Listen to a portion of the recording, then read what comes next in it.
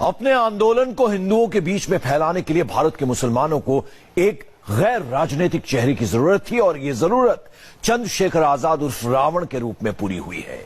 आज ओवैसी समेत देश के तमाम मुसलमानों की जुबान पर रावण का नाम है। जामिया से लेकर जामा मस्जिद तक और सीलमपुर से लेकर शाहीन बाग तक मुसलमानों के हाथ में रावण के पोस्टर हैं। आखिर ये चंद्रशेखर आजाद उर्फ रावण कौन है जिसने भारत के मुसलमानों का राजनीतिक मकसद बहुत आसानी से हल कर दिया है? और इस सारी राजनीति में रावण का लाभ क्या है? देश की राजनीति में कौन सी नई खिचड़ी पक रही है? आज हम ये सब डिकोड करेंगे अपनी इस स्पेशल रिपोर्ट में।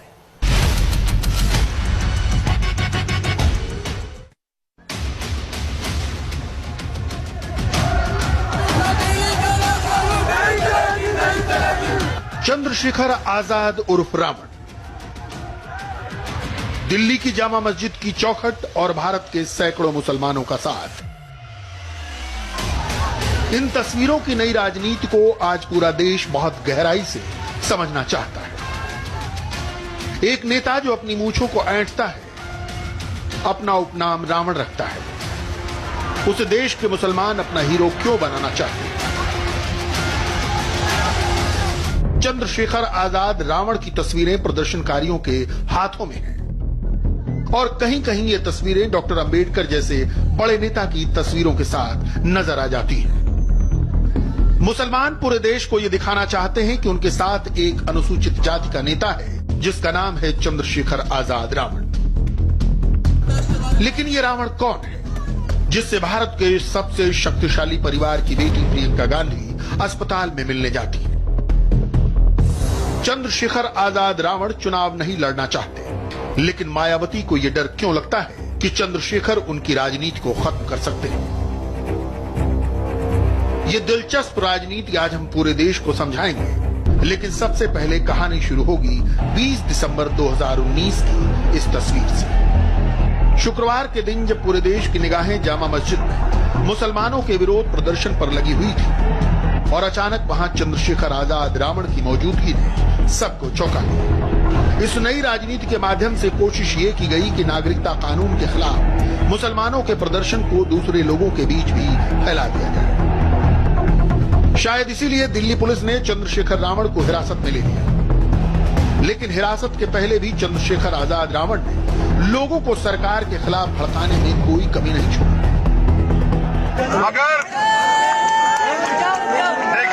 मगर याद रखिए, आप हमारे जाने के बाद इस आंदोलन को पीसफुली चलाते रहें और पूरे मुल्क के लोगों से ये मैं कहना चाहता हूँ, मुझे उल्टा लटकाओगे। मैं तो अपनी कौम के लिए जो यहाँ खड़ी है ना, मैं तो जान देने को तैयार हूँ, लेकिन इन्हें मरने नहीं दूंगा। शांति बनाए रखे। हम भी आपके साथ हैं।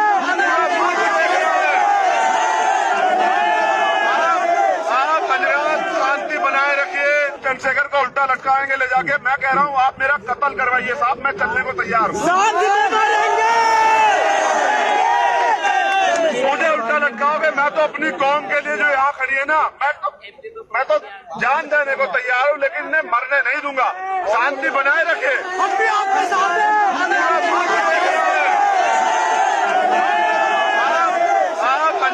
शांति बनाए रखिए। अब आप ये स्टेटमेंट दे दीजिए, आप इसे कह दीजिए कि हम कानून बना रहे हैं, कोई मुसलमान के कागज नहीं चेक होंगे, दलित के होंगे, हम इस पर स्वीकार करके हम प्रोटेस्ट खत्म कर देते हैं। मैं कह रहा हूँ हम भी हंसते हंसते फांसी का फंदा कबूल कर लेंगे। क्या बुराई है? शहीद होंगे हमारे लोग, हमें याद रखेंगे। उस दिन जामा मस्जिद के प्रदर्शन में पुलिस ने कोई हिंसक कार्रवाई नहीं की, लेकिन चंद्रशेखर रावण ने क्या कहा सुन। महमूद भाई ने कहा हाथ बांध लो, ऐसे पीछे बांध के दिखाओ इन्हें सबको। ऐसे हाथ बांध लो। कोई पुलिस की लाठी का जवाब नहीं देगा, पुलिस की गोली का जवाब नहीं देगा, क्योंकि मैं चाहता हूं जब आप पे कत्ल हो पूरा मुल्क, पूरी दुनिया देखे कि गोली छाती में लगी हुई है साहब, भागा नहीं मेरा। दिल्ली में हुए इस तरह के उग्र भाषणों के 2 दिन बाद प्रधानमंत्री नरेंद्र मोदी ने कहा कि नागरिकता संशोधन कानून से सबसे ज्यादा लाभ अनुसूचित जाति के लोगों को होगा, लेकिन अनुसूचित जाति के नेता ही इसका विरोध कर रहे हैं। प्रधानमंत्री ने नाम नहीं लिया, लेकिन उनका इशारा चंद्रशेखर आजाद रावण की ओर था। मैं हैरान हूं, कुछ दलित नेता भी बिना समझे इसमें घुस गए हैं। जब मेरी बात सुनेंगे तो समझेंगे। उनको मालूम होना चाहिए कि पाकिस्तान से जो अधिकतर जो हमारे शरणार्थी आए हैं वो मेरे दलित भाई बहन हैं, दलित परिवार के हैं। भाइयों बहनों, ये वो दलित परिवार है जिनको पाकिस्तान में बंधुआ मजदूर बनाकर रखा गया था। आज भी पाकिस्तान में उनके साथ स्थिति ये है कि अगर दलित परिवार का कोई व्यक्ति चाय पीता है तो उसको चाय के साथ साथ उस चाय के बर्तन का पैसा भी देना पड़ता है और बर्तन साथ ले जाना होता है। आज भी पाकिस्तान में यह हाल है। चंद्रशेखर आजाद रावण का जन्म उत्तर प्रदेश के सहारनपुर के गढ़खौली गांव में हुआ। उनकी उम्र 33 साल है। चंद्रशेखर आजाद रावण एक अध्यापक के बेटे हैं। उन्होंने अपनी राजनीति उत्तर प्रदेश के सहारनपुर से शुरू की। उन्होंने कानून की पढ़ाई की है। अपने बयानों में वो कहते हैं कि स्कूल के दिनों में होने वाली छुआछूत की वजह से उनके मन में आंदोलन की भावना ने जोर पकड़ा। वर्ष 2017 में सहारनपुर में हुई एक हिंसा के मामले में उनकी गिरफ्तारी के बाद उन्होंने पूरे देश में सुर्खियां बटोरी। इसके बाद वो कई बार गिरफ्तार हुए। उन्होंने भीम आर्मी की स्थापना की है और उनके समर्थक कई महत्वपूर्ण शहरों में। गिरफ्तारी पर कई बार उनके समर्थकों ने देश के अलग अलग हिस्सों में विरोध प्रदर्शन भी किए। चंद्रशेखर आजाद रावण संविधान की प्रारूप समिति के अध्यक्ष रहे डॉक्टर भीमराव अंबेडकर और बहुजन समाज पार्टी के संस्थापक कांशीराम को अपना आदर्श मानते हैं। चंद्रशेखर रावण अपने भाषणों में डॉक्टर भीमराव अंबेडकर और कांशीराम के बहुजन समाज की बात बार बार करते हैं। चंद्रशेखर रावण कांशीराम की बहुजन वाली पॉलिसी को फॉलो करना चाहते हैं। साहब कांशीराम ने कहा कि सुप्रीम कोर्ट से भी बड़ी एक अदालत है। कौन सी? जनता की अदालत। जनता ने अगर एक बार तय कर दिया तो सुप्रीम कोर्ट भी नहीं झेल पाएगी। याद रखना इस बात को। ये देश बाबा साहब की कलम से। बाबा साहब का नारा था 1000 तलवार और 1 कलम। आज भी एक कलम बहुत ताकत रखती है, बहुत ताकतवर है। एक बार जो लिखा जाता है वो कटता नहीं है। साहब एक नारा दिया करते थे, वो नारा था कि 85% और ये 15% राज कर रहा है। अभी कुछ पीड़ा हुई है। साहब से माफी चाहते हो, मैं इस नारे को बदल नहीं रहा हूँ, थोड़ा चेंज कर रहा हूँ। अब मैं इस नारे को बदल रहा हूँ। अब मैं इसे यहाँ चाहता हूँ जो देश का 85% तबका था, जिसे हमेशा दबा के रखा गया, जिसे हमेशा से उसका उत्पीड़न किया गया, मैं चाहता हूँ वो शिखर पे आए। और जिन लोगों ने हम पे अत्याचार किया, हमारी व्यवस्था को हमें कमजोर किया, वो लोग जमीन पे आए। एक बार ये दिन भी मैं देखना चाहता हूँ। बाबा साहब के बच्चे मिट तो सकते हैं लेकिन झुक नहीं सकते। मैं बार बार समझाता आया हूं कि देश बाबा साहब के संविधान से चलेगा, मनुस्मृति से देश। बहुजन शेर है, बस जगाने की देर है।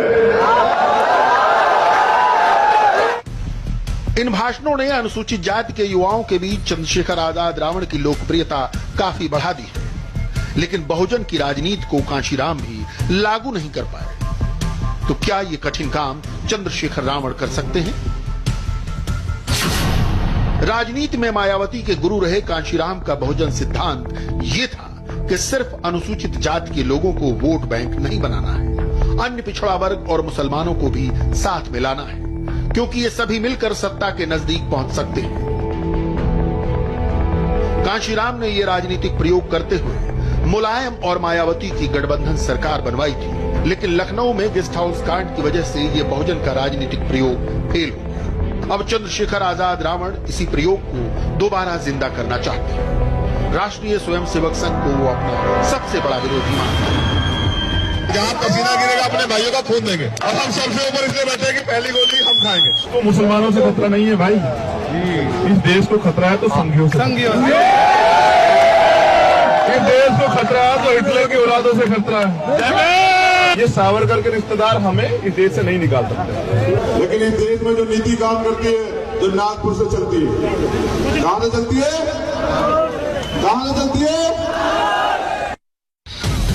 चंद्रशेखर आजाद रावण के उग्र बयानों से लगता है कि वो कफन बांध चुके हैं, लेकिन उनकी राजनीति से सबसे ज्यादा डर बहुजन समाज पार्टी की अध्यक्ष मायावती को लग रहा है। मायावती चंद्रशेखर आजाद रावण की राजनीति को अपने लिए खतरा मानती है।